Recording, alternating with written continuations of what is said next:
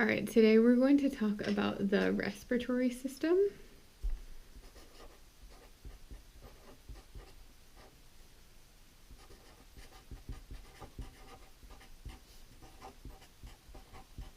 This should be a pretty interesting lecture, especially given everything that's going on at the moment. But we'll kind of go into a little bit of explanation of all of that stuff later. What we're going to start with first is what's called the upper respiratory tract, which is exactly what it sounds like, which is the upper part of this tract that ends up going down more inferiorly.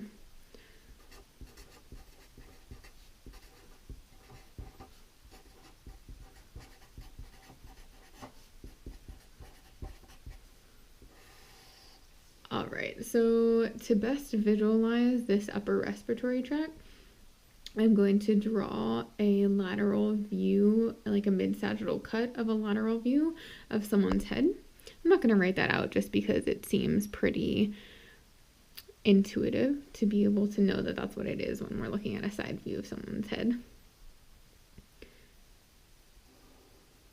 So I'm going to give them a nose, a little bit of a mouth here, a chin going down towards their throat.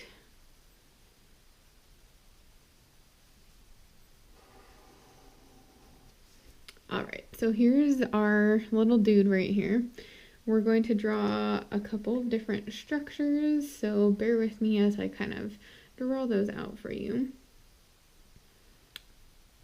The first one I'm going to start with is this cavity here, but I'm going to draw them out first before we kind of talk about each individual part of it.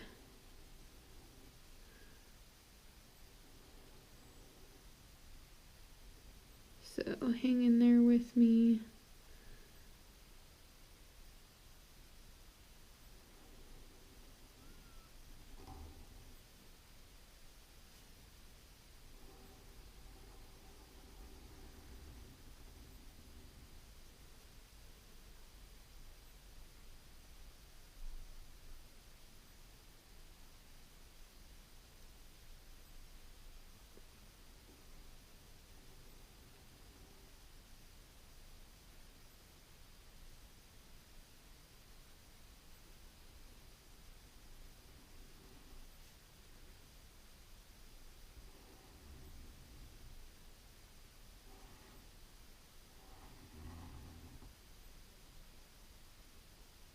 You can fast forward through this to the end of the drawing if you don't need to follow along. But if you are following along with me, it might be kind of nice.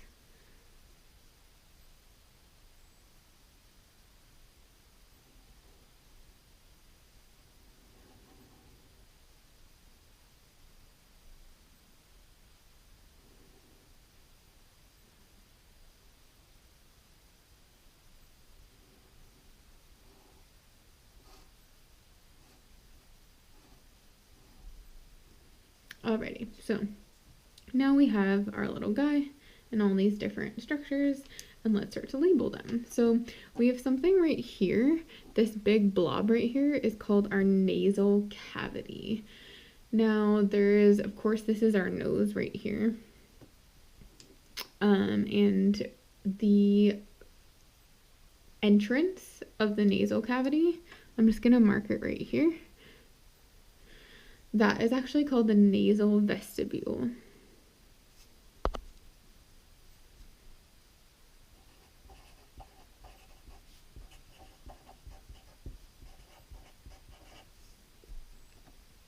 Now the nasal cavity is that big, huge blob. This whole thing right here.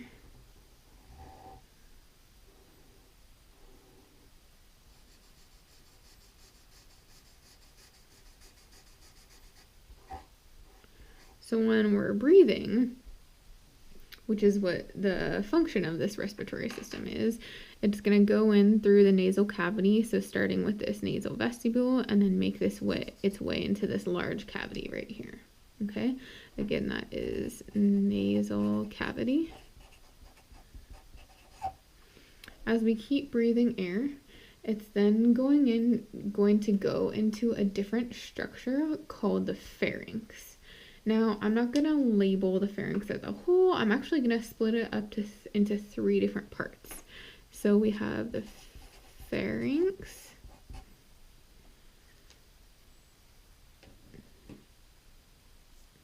and the first part of that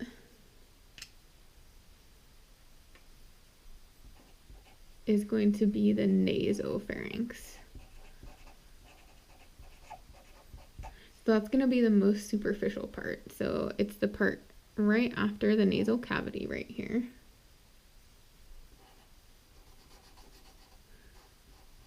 And it gets that name because it's closest to the nose right there. So that's your nasopharynx.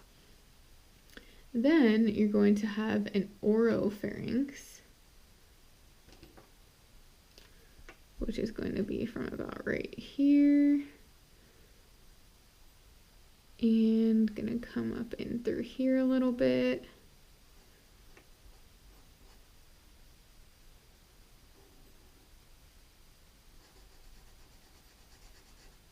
It'll be this whole blue area.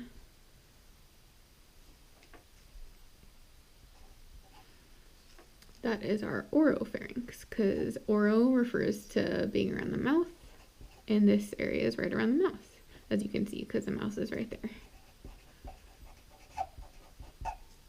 Now the last part of the pharynx is called the laryngopharynx.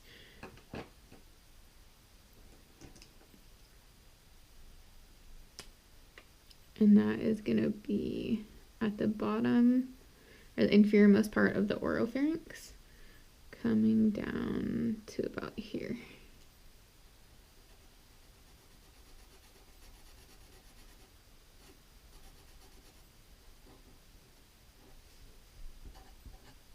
Again, that is laryngopharynx, which is the inferiormost part of the pharynx. Now let's go over a couple of different areas here as well. So we have this thing here on top of the mouth. So the mouth opening is right here, and this is essentially the top of your mouth that you can touch if you were to open your mouth wide. It's split into 2 different parts.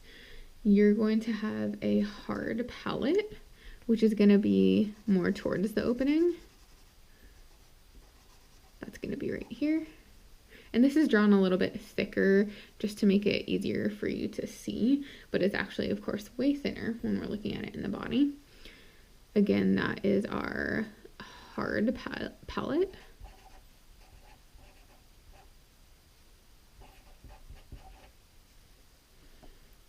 And then we're also going to have a soft palate.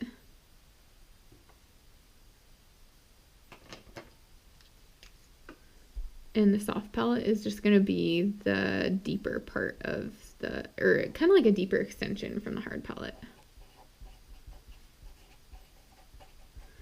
Now we are going to have something hanging off of the soft palate that I haven't drawn in yet, but I'll draw in right now. It's going to be pretty small, so keep your eye on the video here. It's going to be this dark blue structure right there. Now it is pretty small, but I want to draw your attention. It is called a uvula. And that's not technically part of the respiratory tract, or like a huge part of the respiratory tract. Clinically, what we use that more for is actually, have you ever been to the doctor and they ask you to stick out your tongue and go, ah? So when you're doing that, they're actually going to be looking at your uvula, which is that little hanging, like it's the little piece of like flesh or tissue that's hanging down in the back of your throat. And what's interesting about that is it can actually help diagnose certain neurological conditions because it's innervated by certain nerves. Now, we're not going to talk specifically about those conditions or those nerves just because it's beyond the scope of this class, but just know that that is an extension off of the soft palate, so that's what you're seeing when you open your mouth. All right, so a few other things. We have this little piece of flesh that is flipped up right here. Now, that piece of flesh is called the epiglottis, and that epiglottis can either be up or it can actually come back down and cover up this area right here. But let's label that as our epiglottis first.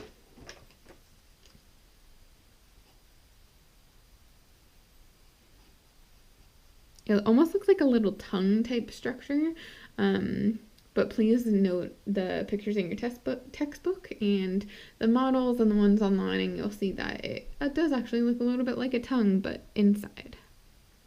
So that is our epiglottis. Now, remember how we talked about the green, blue, and red parts right here? That is called the pharynx, right? So we have our nasal cavity, our pharynx, and then we're going to have our larynx down here.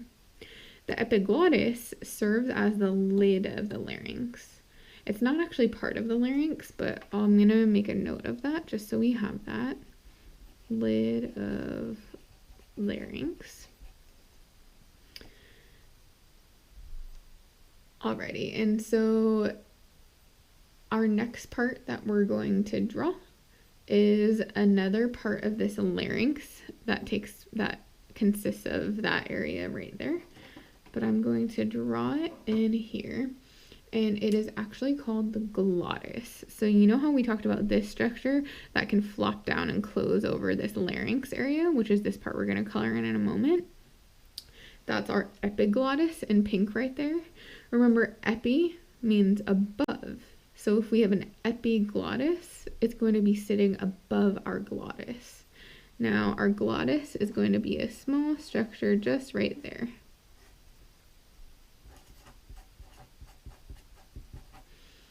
Our glottis is part of the larynx.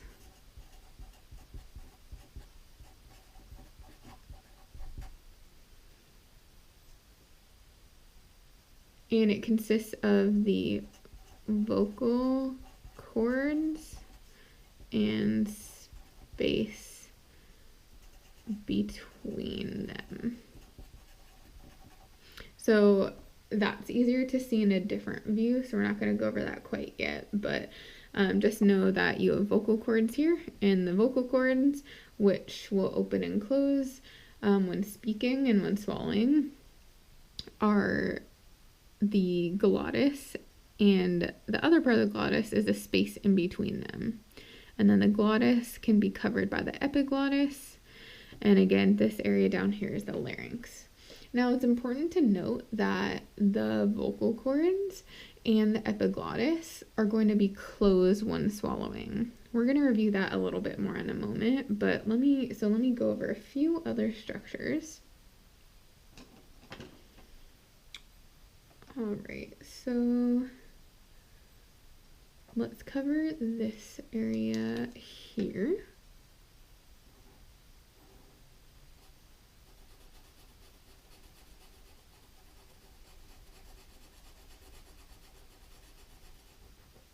And as I mentioned, that is your larynx.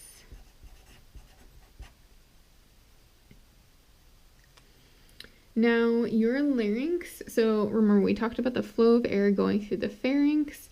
Now it's going to go through the larynx, and then it's going to go into a structure called the trachea.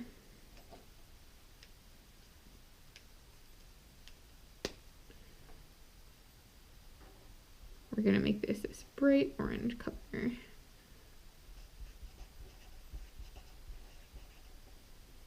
Now, the trachea is technically the beginning of the lower respiratory tract, but I wanted to draw that in so you can make the distinction between upper and lower. Now, one other structure I wanted to make a note of over here behind this is the esophagus.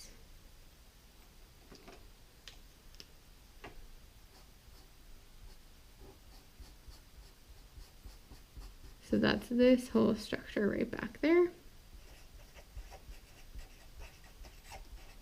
And the proximity of that is pretty important. So if we talk about inhaling air, It's going to go through our pharynx first, whether we inhale it through our nose or our mouth. It's going to make its way through our pharynx. It's then going to go into, it'll go, the epiglottis will open when we're inhaling to allow air to then travel through the glottis and the larynx to make its way down to the trachea and the lungs. Now it's important that this action happens when we're inhaling, but the other thing that we intake through our mouth other than air is food. So what's important is we have our vocal cords as part of the glottis here, and we have our epiglottis. Now, when let's say we take in food, we're chewing, it turns it into a bolus that sends it to the back of our throat. What's going to happen is this little tongue-shaped structure, the epiglottis and the glottis, or the vocal cords here, those are both going to close down. So this little flap here will cover up the glottis right here. And with that covered up, it will allow for that food to come in through the pharynx, but back into our esophagus.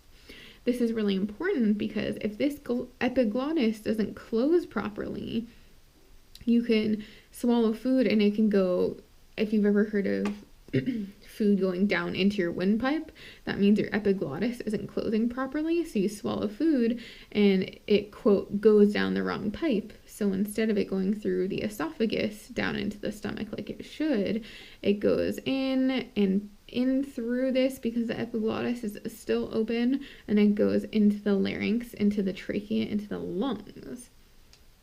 Now, if someone does that with liquid when they're trying to swallow, that's called aspiration.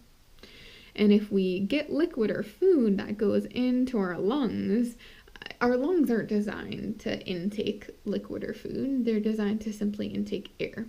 So if that happens, that can turn into something called pneumonia, which we can cover a little bit more later on in this lecture. But I want to explain that process. So again, we covered breathing in air and the difference between that and taking in food or liquid. Remember, food or liquid should go down the esophagus, and air should go through the open epiglottis into the larynx and then into the trachea and lungs.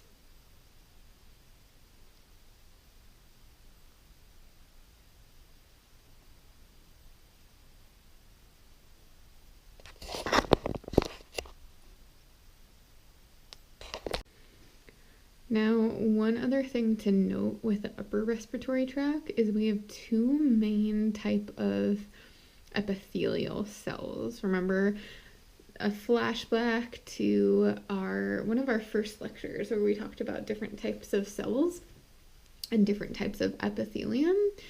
I'm going to show you a few structures that are one of these two different types of epithelium. So the first type of epithelium we're going to review is, what I'm going to do is for the structures that contain this type of epithelium, I'm going to draw a little box around them. So this is going to be non-keratinized, stratified, squamous epithelium. And remember, non-keratinized just means that there's no keratin. Stratified means multiple layers. Squamous means nice and squished. And epithelium is the lining of anything. So what I'm going to do is I'm going to put a box around nasal vestibule because it consists of this type of epithelium. I'm also going to put a box around oropharynx.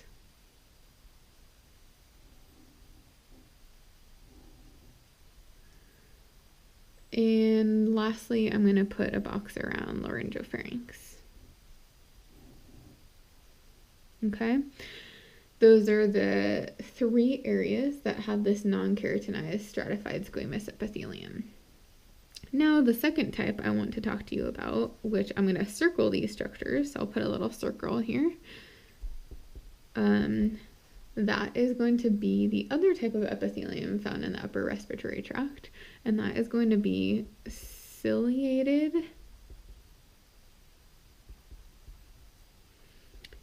pseudostratified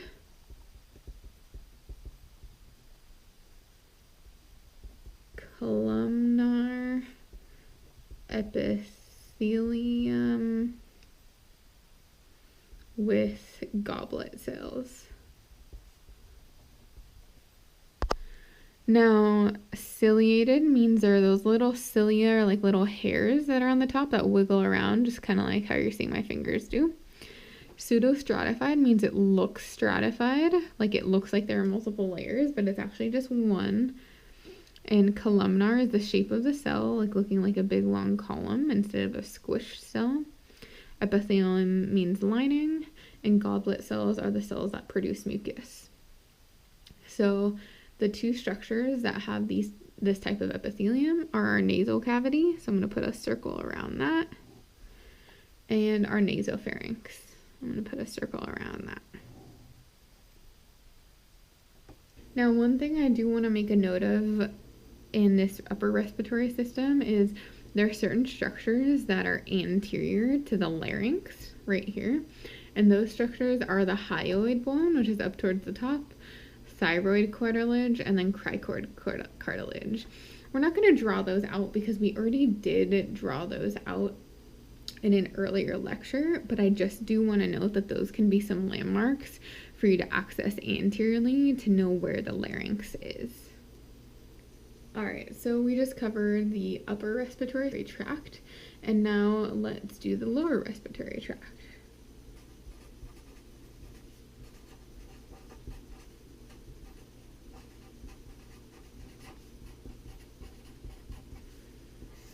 So as I said when I was describing the upper respiratory tract, the lower respiratory tract actually begins with the trachea. So as always, let's start out by drawing a little picture here. So again, bear with me as always as I make my way through these drawings here.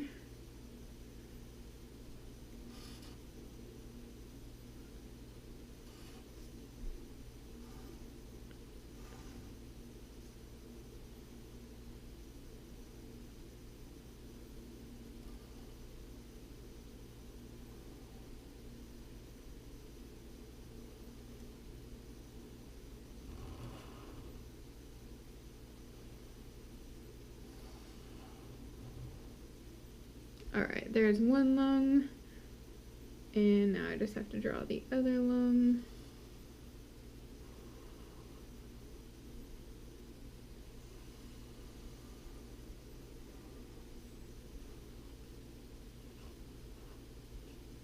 Alrighty, so here we have two different lungs. I'm going to draw a couple of different fissures here.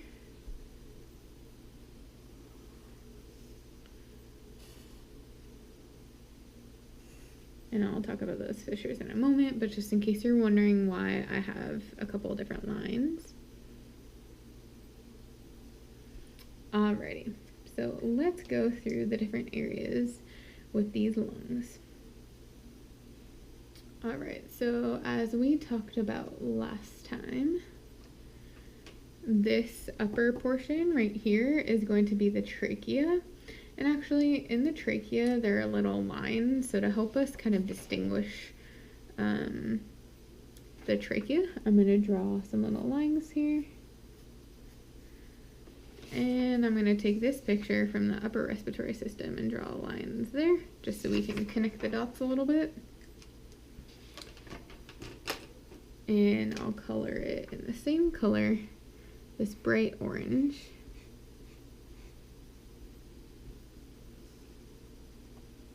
Alright, so that is our trachea.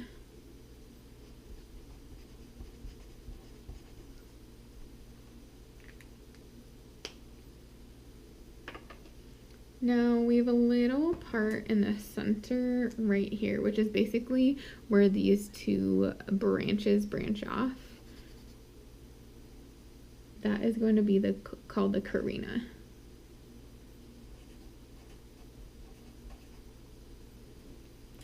And that is going to be the split off point of what we're going to call our primary or principal bronchus. That's singular. Multiple are called bronchi. But let's draw those out right here. So here's gonna be, oops, you know what? Let me label right and left just to make it a little easier for us.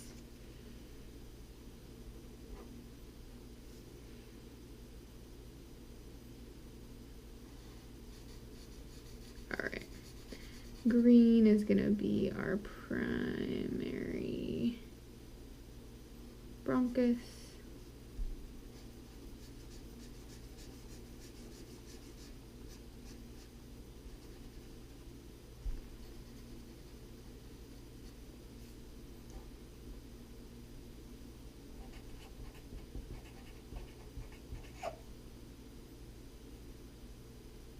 It's also called principal bronchus is another name for it. And remember, we have one on our right and one on our left, so we have one for each lung. Now we're going to have a few other branches, and I'll go ahead and draw those out. These are going to branch off of the primary bronchus.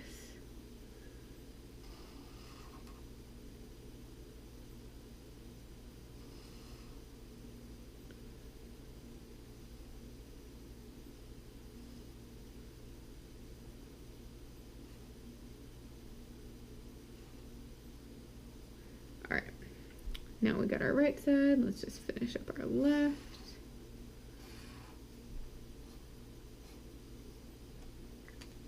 All right, so a few different branches there.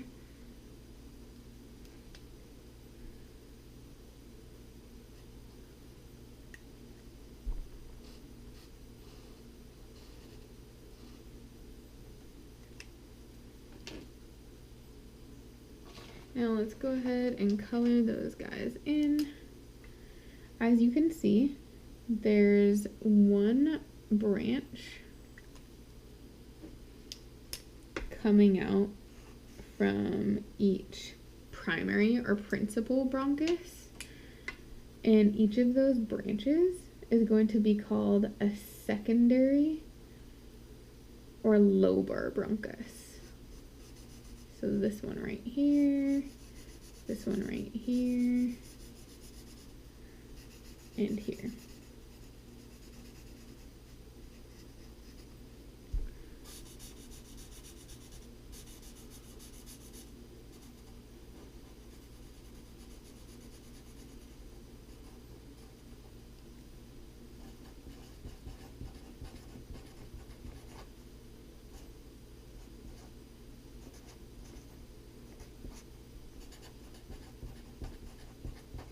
So this is following the pathway of air, right? It goes through trachea, through the primary bronchi, and then into the secondary or lobar bronchus.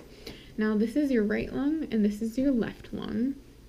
But remember those fissures that I talked about, which is those lines? We also talked about fissures back when we were talking about the skull. And they were lines in the skull as well. But for here, fissures are lines that we're talking about in the lungs. Now what these fissures do is they split up the lungs into lobes. So as you can see on this right lung, there are two different fissures breaking the right lung into 3 different lobes. And on the left lung, we have a full lung here in one fissure, breaking it up into 2 different lobes. Now the structure and location of these lungs is very important for several reasons. One thing is, for example, can you see this primary bronchus on the right side? This primary bronchus on the right is more vertical, And because of that, remember we talked about aspiration, where you can, you are attempting to swallow something for it to go down your esophagus, but instead it goes down your trachea because your epiglottis doesn't close properly. Well, because this is more vertical, it's easier for those things that people were swallowing that they accidentally aspirate to go down into this right primary bronchus instead of the left, because here it's kinked a little bit more and this is more vertical. So because of that, it's more common to have right pneumonia in your right lung. Now let's take a step back here and let's label those fissures here. All right, so let's take these fissures right here that are going in an oblique fashion. Those are going to be called our oblique fissures.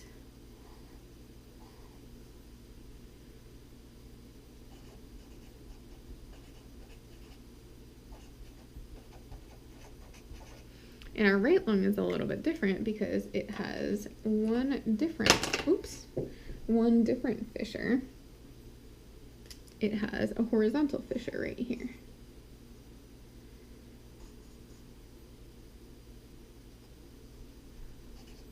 Horizontal fissure. Alrighty. Now,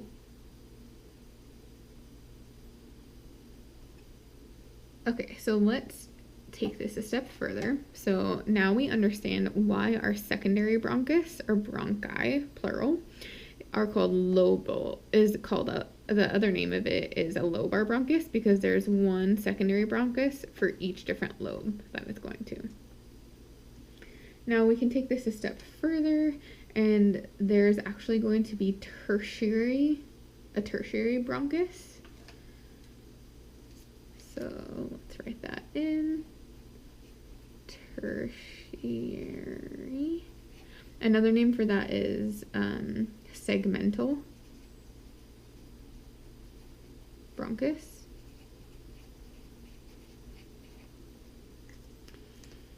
And let's draw those in. So those are going to be branches off of our secondary bronchi.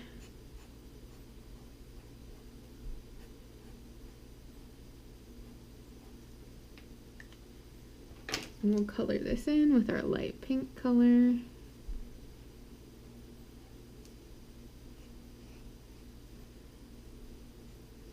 Now, that's as much as we can draw in a picture that's zoomed in as much as this is.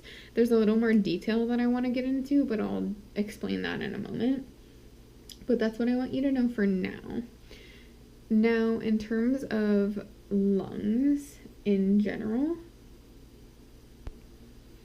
we have names for these different lobes that we discussed that are split up by the fissures. All right, so let's color those in. We're going to have an inferior lobe on both sides. That's going to be this color right here. Inferior is just like it sounds, the most inferior lobe.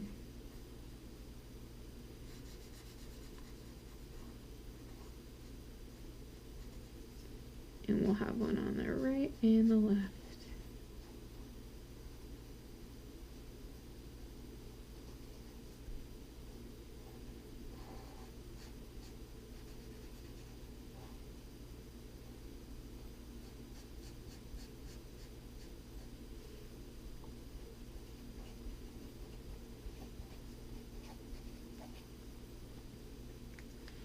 Alrighty, so we're actually only going to have a middle lobe on the right because we have 3 lobes on the right and 2 lobes on the left.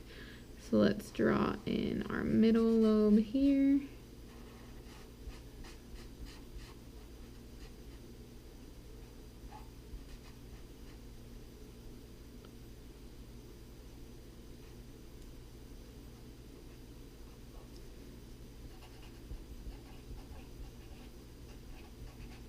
And then both lungs are also going to have a superior lobe.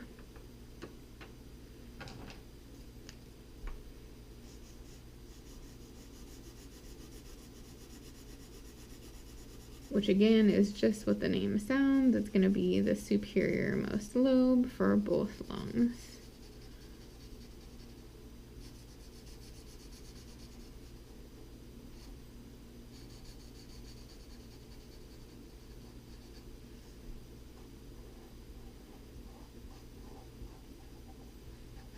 Now this is important because when you're doing a dissection, for example, if you do human dissections and any later graduate work that you may do, that's the easiest way to differentiate lungs. Sometimes when you're doing those dissections, you may even take lungs out of the cadaver that you're dissecting. And if you ever forget which one is which, you can just look at them real fast and look at the structure, and numerous other things about the structure, but the biggest thing is going to be how many lobes it has.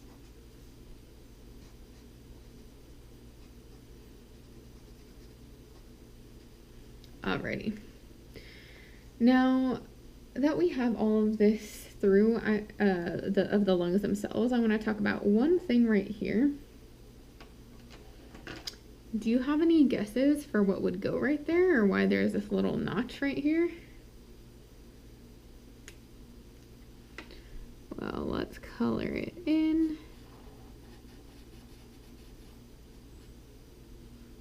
That is actually going to be where our heart goes.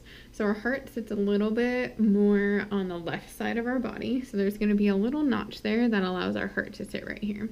So what that notch is going to be called is our cardiac notch or cardiac impression.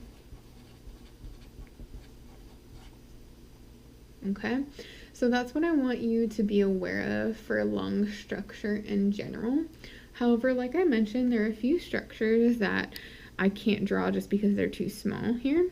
So I'm going to give you a little bit of like a flow chart down below here to give you some guidance in regards to those other structures. So once the air gets through the trachea, it's going to go from trachea to primary bronchus. Then it'll go to secondary bronchus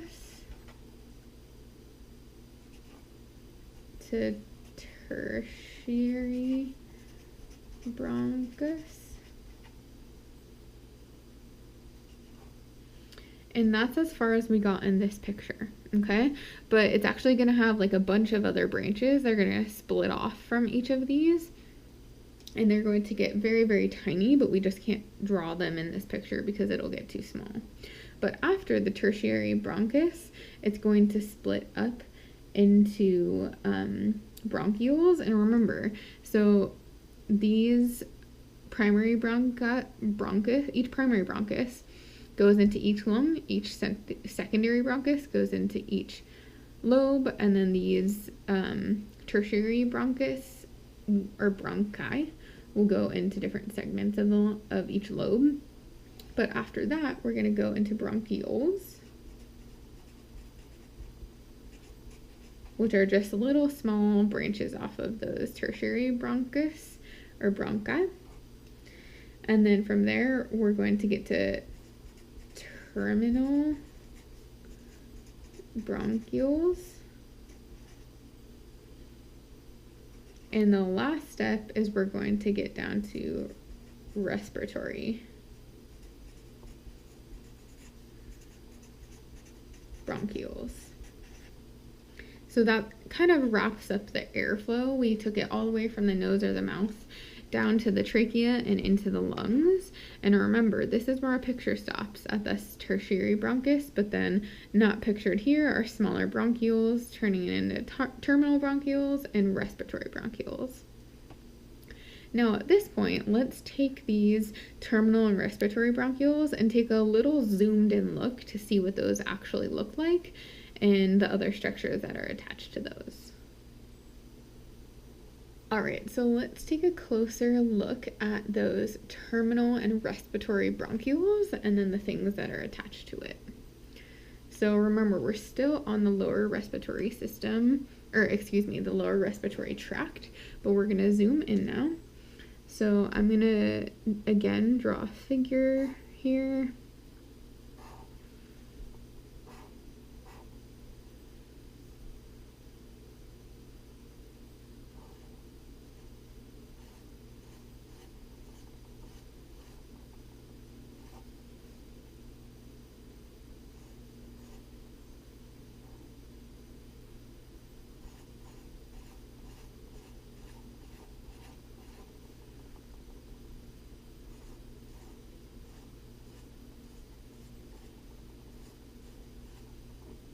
Alrighty. So let's label these structures. This first one right here, this is, again, remember, this is a zoomed in view of what we were doing before. So we're zooming in on a little aspect of the lung right here. And this is going to be our terminal, an example of a terminal bronchiole.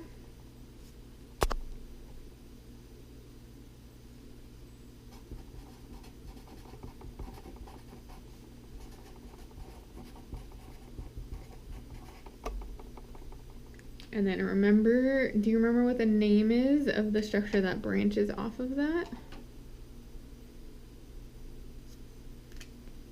That's right, it's a respiratory bronchiole.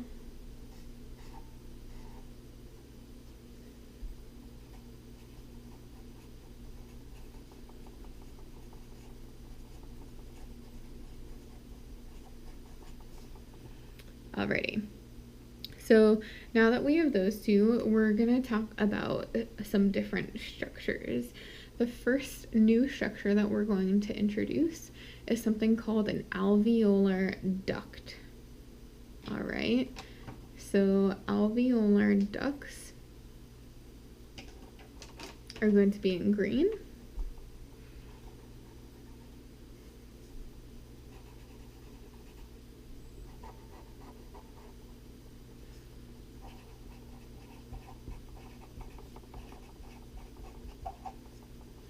And what alveolar ducts are is they're tiny ducts that connect respiratory bronchioles, the pink structures, to something called alveolar sacs. Now, alveolar sacs are going to be sacs of these little bubbles here called alveoli. So let's draw these sacs in first. Alveolar sac. Now each sac is going to be filled with all these little circular or spherical structures called alveoli for plural or alveolus singular. So all of these little circles are going to be alveoli. And these essentially are the functional unit of a lung.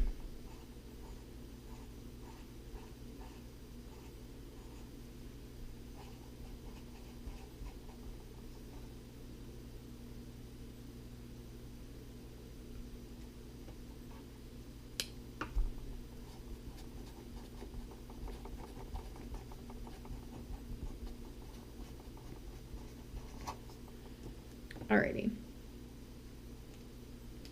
Now let's take a little bit closer at one single alveoli, or alveolus for singular. And all these names are on the study guide just for your reference, these terms. But let's kind of zoom in on just one of these alveoli. So I'm just going to draw it as a ball here.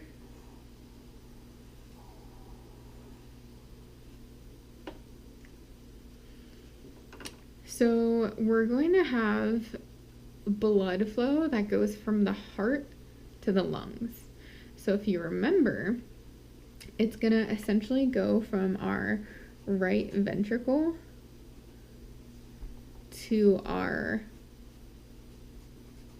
pulmonary, it's going to go through our pulmonary trunk to our pulmonary arteries. And then that's actually going to split into smaller structures that we haven't reviewed yet, but those are called pulmonary arterioles. And those arterioles are going to find its way into these alveoli. So remember, from our right ventricle, we're going to be bringing deoxygenated blood, which we always draw in blue. That's going to go through the pulmonary artery, through these pulmonary arterioles, which we're going to draw in blue, and it's going to go into these alveoli.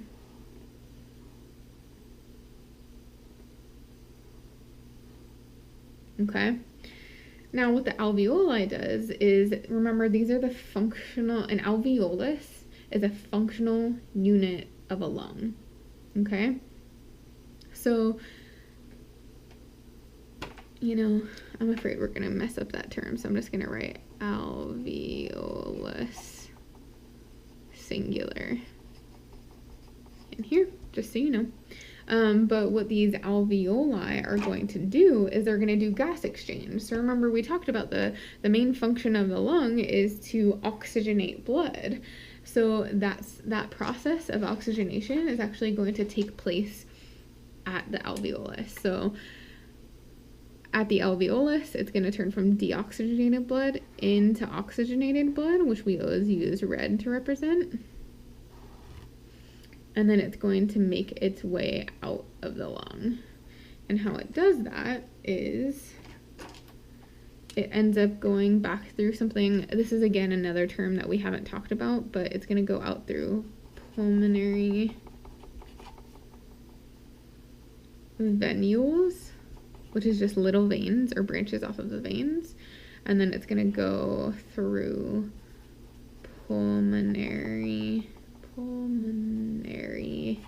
veins, and then it's going to make its way back into the left atrium with that oxygenated blood. So now you know that oxygenation occurs right here. What's important is this alveolus right here, or multiple alveoli, are lined with simple squamous epithelium. So I'm just going to write that down here. Simple squamous epithelium. And that's important just because it's very thin. So it makes that gas exchange very quick and easy and efficient.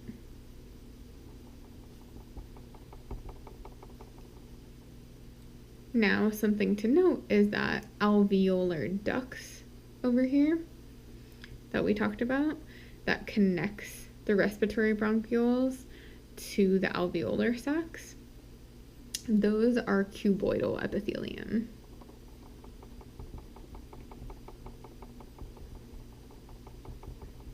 So not quite as thin as the epithelium for the alveoli. So now that we've covered all different structures of the lung, I want to talk about breathing in general.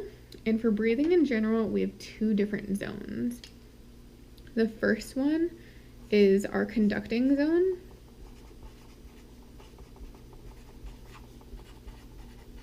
And that's where air is conducted when we're breathing. So in the conducting zone, it's basically all parts up to the respiratory bronchiole.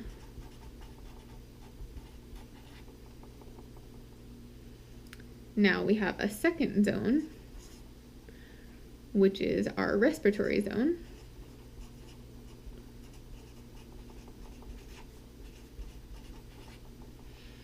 And in that respiratory zone, it consists of respiratory bronchiole, as well as kind of making its way down through all of these structures all the way to the alveoli. So it also consists of the alveolar sac and the alveolar ducts making its way down. So that's because this is where air is conducted, meaning essentially air is moved through, and the respiratory zone is where the actual respiration takes place, which kind of refers to this gas exchange process that we discussed. All right, so let's talk about a few other things. I want to discuss the layers that line the lungs. So I'm going to draw a little picture of our lungs right here. We're going to have our right lung,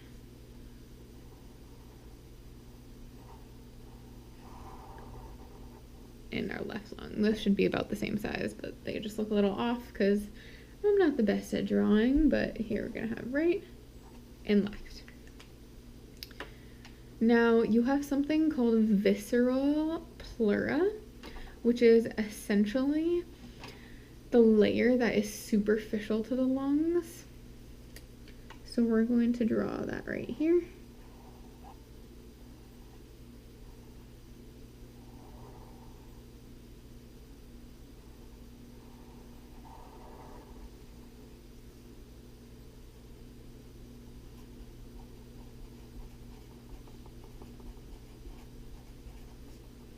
That's our visceral pleura. And then you also have something called parietal pleura. And the parietal pleura is the outer layer that connects to the thoracic wall itself, along with the diaphragm. Now you have a space in between the visceral pleura and the parietal pleura, and that's actually called the pleural cavity. So just like we drew a cavity as just like blank space when we were talking about the heart, we're going to do the same thing here and just point to it. So right now I'm going to draw the parietal pleura, which is, again, that thing that connects to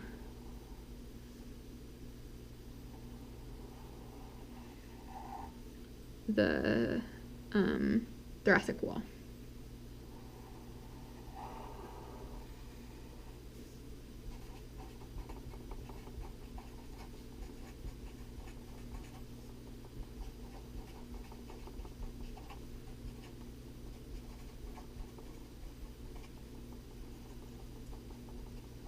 And the diaphragm. And then I'm just going to use an arrow to point to the space, which we refer to as the pleural cavity. So here's a little arrow. Pleural cavity, which is space.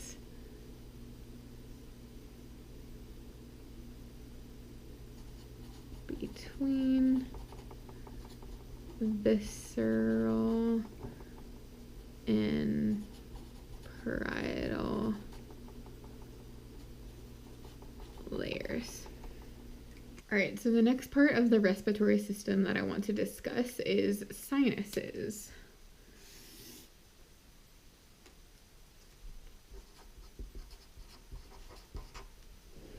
Alrighty, so I'm going to draw an anterior and a lateral view of someone's face.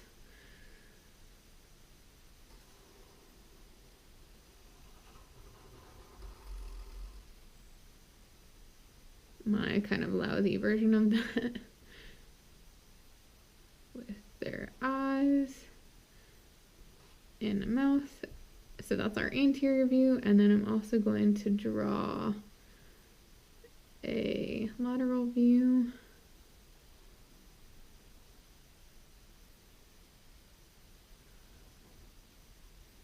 It's really good I'm a physical therapist and not an artist, because this is not. Look at this guy's weird head. All right, so here's an anterior view and a lateral view.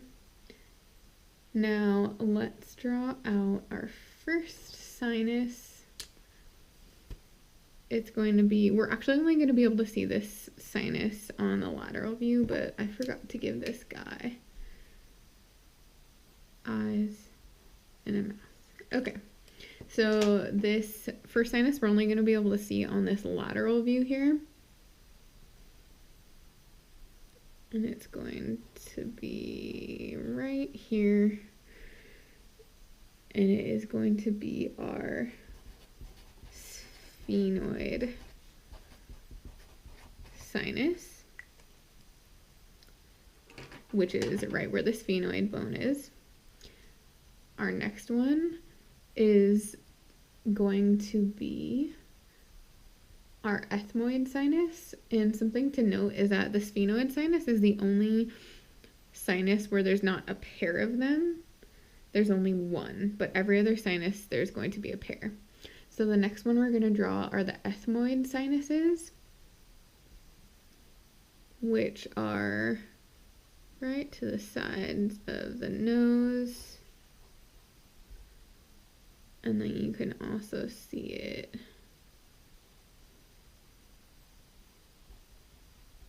here in the lateral view. Ethmoid sinuses. There's two.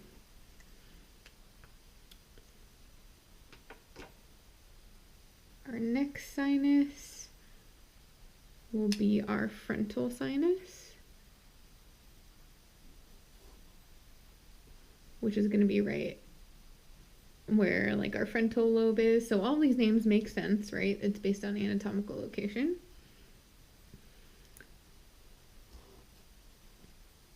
And again, we're going to have two of these. Frontal sinus, 2. And then our last sinus, our sinuses are going to be right here, right where our maxillary bone is. And they're going to be called our maxillary sinuses.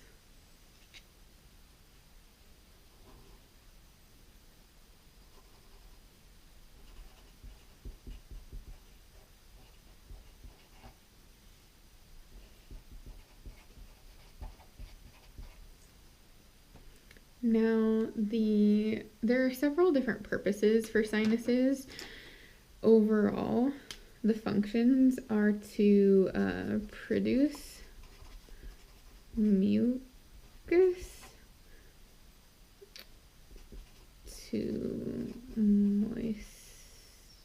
moisturize the nose, but it also serves to lighten the skull.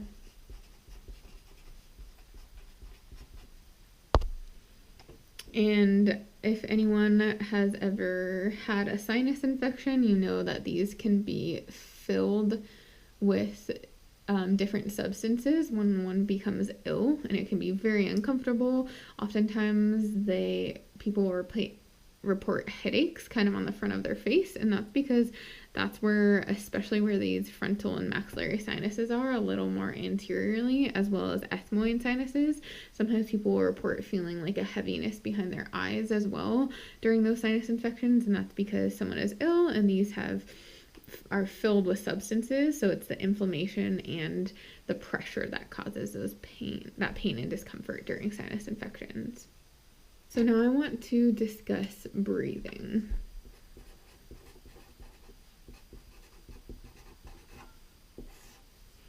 All right, so with breathing, we have two different things that happen. The first thing is inspiration, or taking a breath in.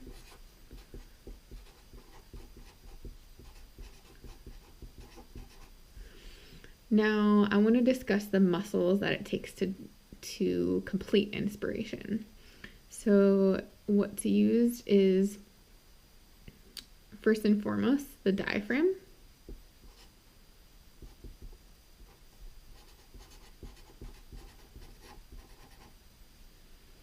And remember, what's the nerve that innervates the diaphragm? Do you remember? Yep, it's the phrenic nerve with nerve roots C3, 4, 5, because C3, 4, 5 keeps the diaphragm alive. Okay? Now, other muscles that you use for inspiration are external intercostals. Now, those are muscles that are a little more external, and those are in between ribs. Remember, that's what intercostals means, is muscles in between ribs. Now, lastly, you use what's called a few accessory muscles, meaning muscles that don't need to be used for inspiration, but sometimes can be used. So, accessory muscles for inspiration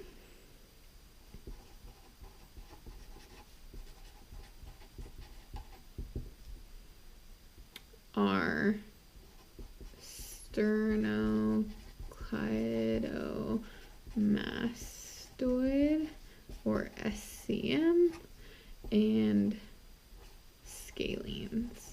And remember, we learned about both of those during our muscular section. Now, it's really important to note that we want people to be using their diaphragm. When people are using accessory muscles, especially in the physical therapy field, we look at breathing quite a bit. And if someone is using their SCM or scalenes, we call that upper chest breathing. And what can happen is if you overuse those scalenes muscles, especially when you're doing your normal inspiration during everyday life, or especially people will use it when they get more stressed out. Do you remember what travels in between those scalene muscles? That's right, it's your brachial plexus. So your brachial plexus, all those nerves that are going down into your arm travel in between your scalenes. So if you're using your anterior and middle scalenes too much, it's going to put pressure on the brachial plexus nerves, and it's going to create what we call a pathological mechanical interface, meaning just something that's pressing on a nerve and making it unhappy, and it can actually lead to problems with all of those nerves that go down through your arm. So it's really important. We like people to do belly breathing or diaphragmatic breathing using their diaphragm, and it inevitably uses some of their external intercostals as well, but it primarily uses their diaphragm. But the thing is, oftentimes when people think they're doing diaphragmatic breathing, they're not actually doing it correctly. So anyway, that's my little spiel on breathing, and breathing is so important for rib mobility, because during inspiration your ribs should move as well. Your thoracic spine should move as things expand, and it's just extremely important. Now let's talk about the second part of breathing, which is expiration.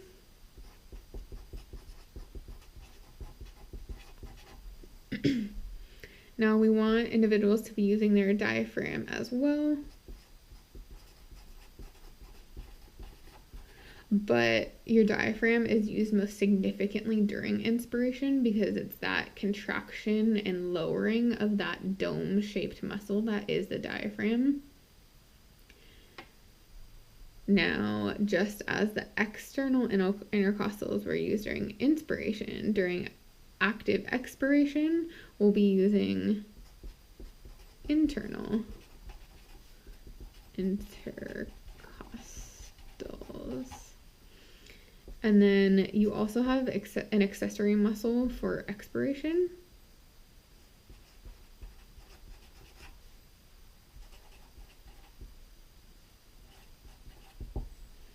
And that is abdominal muscles.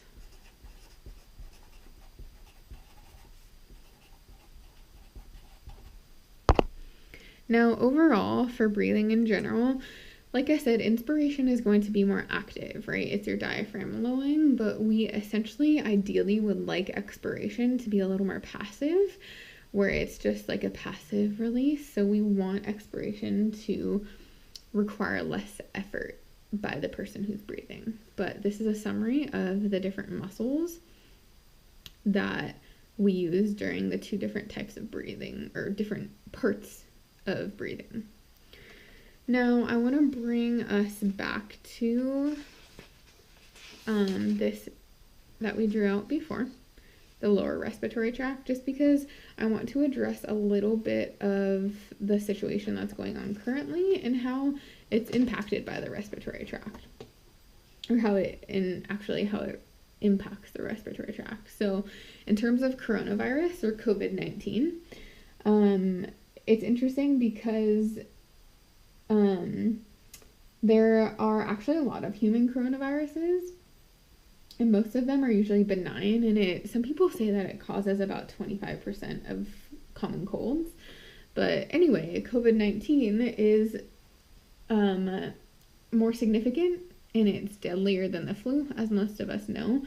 But in terms of what happens with it, it's a viral infection, right? It's a virus. So it kind of goes in 3 main stages. So the first is viral replication. So that's when the virus is replicating itself and it's infiltrating things. And that turns into what your body recognizes as an infection. So with that infection, it triggers an inflammatory response. And what happens is when an inflammatory response, which is when an inflammatory response occurs, immune cells kind of rush into the site to fight the virus. So normally when we have properly functioning immune system, it's gonna have a very localized response to just the affected area. But what is happening with COVID-19 when people are infected, and they have more severe symptoms, is there's actually an excessive or like an immune hyper reactivity, which is kind of the second phase of COVID-19, where your immune system, it kind of goes into overdrive, and it not only tries to fight the virus, but it actually causes damage to healthy tissues. And then the kind of third phase of COVID-19 is essentially pulmonary destruction, or destruction of the lungs. So oftentimes you may have heard, if you've been reading at all, about what like x-rays or CT scans look like of the lungs of the people who have severe symptoms with COVID-19. Oftentimes it'll be referred to as like honeycomb lungs. And essentially that presentation is created by this immune system's hyperactivity or too much activity, leading to damage and scarring in the lung tissue itself. Another aspect of COVID-19 that they think is occurring is that it makes the membrane between alveoli and capillaries, which we saw in one of our pictures right here. They believe that it makes the membrane between alveoli and capillaries more permeable. So then it ends up filling the lungs with fluid. And the problem with that is that will often happen during pneumonia. And what happens is that if the lungs are filled with fluid, what's the job of the lungs? The lungs are supposed to oxygenate blood. But if it's filled with fluid and it's damaged and there's scar tissue, it's not going to be able to oxygenate blood like it should. So this process can't take place as we need it to in the alveoli. So it leads to people having significantly low oxygen levels. And when your oxygen levels are too low, sometimes you will require supplemental oxygen to be supplied, either through something called like a nasal cannula that they put in your nose or other different devices. But if it gets so severe enough, they will have to use a ventilator, which is basically a device that breathes for you, because your lungs are filled with fluid and are damaged and they can't actually do their job. So the ventilator, the machine, has to breathe for them. Now, in some cases, if your body can't get enough oxygen, it can lead to things such as like total organ failure, where all of your organs are failing because they're not getting oxygen. But our ideal case for recovery from this is to get someone off of a ventilator if they have been on them, and have just really essentially use supportive care like fluids and oxygen to get their body to recover to the point to where they can breathe on their own without a ventilator and without supplemental oxygen. So that's a little brief kind of synopsis of what's going on with COVID-19 and why lung anatomy is so important and lung function is so important. So that wraps up our respiratory system. We reviewed the upper respiratory tract, the lower respiratory tract. We reviewed the layers outside of the lungs, the sinuses, and breathing as a whole. So that covers our respiratory system for today.